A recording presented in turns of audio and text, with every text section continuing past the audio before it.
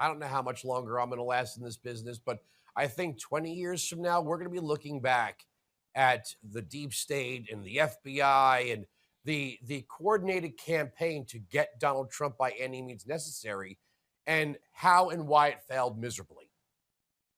You're right about this, and there's a real connective tissue to what we're talking about with Russia lately, because the RussiaGate hoax gave rise to the case, the Stormy Daniels case, which is the only one that actually got convictions, criminal convictions against Donald Trump. It was a case that never should have been brought because a lot of the crux of the case was based around the fact that Michael Cohen, a key subject in the RussiaGate investigation, that there's a federal investigation into him to prove he coordinated with Moscow to rig the election, which he didn't do. And the FBI got a warrant to surveil Cohen's Gmail account via the Department of Justice and the special counsel, Robert Mueller. And a lot of that information was used to allegedly bust Trump for a crime that was totally bogus. And I lay that out in the book as well.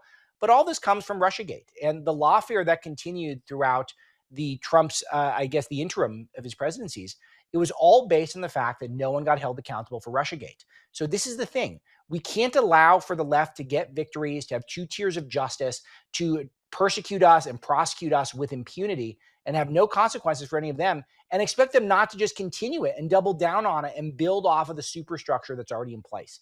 This is the warning of the book Breaking the Law, is that we don't take this stuff seriously, if we don't start seeing accountability for the lack of the lawlessness on the left, the refusal to enforce the laws in the books, the refusal to not have two tiers of justice in this country, then we're doomed to repeat this. This is the biggest threat to the America First movement right now, is the lawfare. I got about 2.5 minutes. What do you think will happen versus what should happen? Who's going to jail? Is anyone going to jail?